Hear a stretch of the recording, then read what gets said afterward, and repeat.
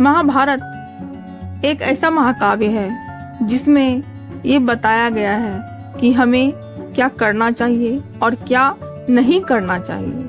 ये खास तौर पर बताया गया है। इसमें इतनी सारी कहानियां हैं जो कि हमारे जीवन से रिलेटेड है। हमारे जीवन में जो घटनाएं होती हैं उसी के आधार पर तो महाभारत है। महाभारत में एक प्रसंग है।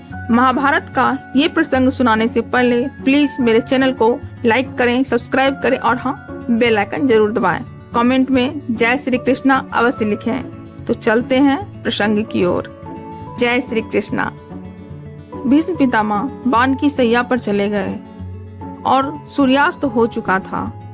युद्ध उस समय रोक दिया गया था क्योंकि सूर्यास्त के बाद युद्ध उस वक्त में नहीं होती थी। फिर भीष्म पितामह को देखने के लिए 5 पांडव आए थे। वो भीष्म पितामह के पास खड़े थे, हाथ जोड़े और रो रहे थे। अर्जुन भी वही था क्योंकि उन्हीं के बाणों से तो भीष्म पितामह बाण की सैया पर गए थे। भीष्म पितामह ने कहा अर्जुन से कि पुत्र, मेरे सर में पीड़ा हो रही है, कुछ सहायता करो मेरी। अर्जुन ने कहा जी पितामह, और उसने एक बाण और चलाया और भीष्म पितामह के सर को सहारा दिया। फिर भीष्म पितामह ज्ञान की बातें करने लगे, पाप पुण्य की बातें करने लगे, नीति अनीति की बातें करने लगे, युधिष्ठिर को राजनीति सिखाने लगे। द्रौपदी बगल में खड़ी हंस रही थी। भीष्म पितामह ने द्रौपदी को देखा, वो उस वक्त कुछ नहीं बोले। फिर भीष्म पितामह को लगा कि द्रौपदी उनका उपहास उड़ा रही है। फिर उसने पूछा पुत्री, क्या हुआ, तुम हंस क्यों रही हो? तब द्रौपदी ने कहा नहीं पितामह, ऐसा कुछ नहीं है। लेकिन भीष्म पितामह ने कहा नहीं, मुझे लग रहा है तुम मेरा उपहास उड़ा रही हो, बोलो क्या बात है?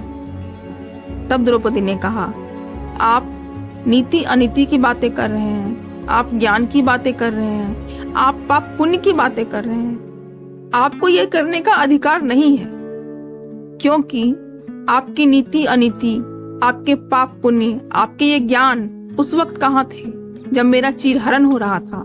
सारी सभा मुझे देखती रही लेकिन मुझे बचाने कोई नहीं आया। क्यों चुप थे उस समय आप? भीष्म पितामह को लगा कि सच बोल रही है द्रौपदी।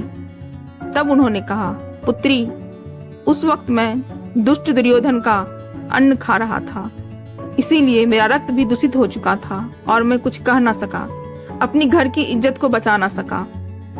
लेकिन अब अर्जुन के बाण लगने से मेरे शरीर से वो दूषित रक्त बह चुका है और अब मुझे ये बोलने का अधिकार है कि नीति अनीति क्या होती है, पाप पुण्य क्या होते हैं और ज्ञान क्या होता है।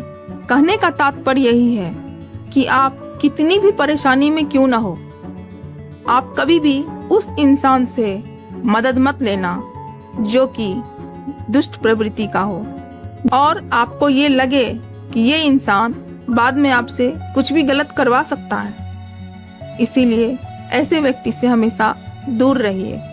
हाँ, परिस्थितियां थोड़ी प्रतिकूल हो सकती हैं लेकिन उन्हें अनुकूल बनाया जा सकता है। इसीलिए हमेशा परिस्थितियों से लड़िए और उनसे आप संबंध रखिए जो कि आपके लिए सच में खड़े हो, जो कि आपके लिए सच में सोचे और आपका हित करे। आप सब देखते रहिए कहानी गुंजन के साथ। मैं ऐसे ही छोटी छोटी जानकारियां, कहानियां लाती रहूंगी। तब तक के लिए जय श्री कृष्णा।